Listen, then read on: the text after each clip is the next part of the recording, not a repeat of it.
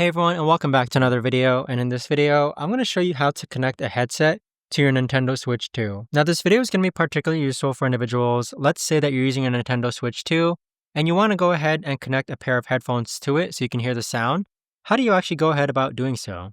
Now this video is going to be short, sweet, and simple, guys. There's not going to be a lot of steps involved. So here we have a pair of Apple headsets, okay? So this is a headphone jack. So what we're going to do is that we're actually going to go ahead and connect this to the top of our Nintendo Switch, which is located right over here. And you can see that it's indicated by a headphone icon as well. So go ahead and plug that into there. And once you plug it in, you can put your headphones on. And now I basically can hear the sound coming from my headphone jack right over here. Now, if you don't hear sound coming from your headphone jack, what you want to do is that you want to go into system settings, and then you want to navigate to where it says audio. And then for audio output source, here you can see that it's automatic. You want to make sure that this is set to audio jack. So right now it is automatic and set to audio jack. Therefore, I can hear sound coming out of my headphones.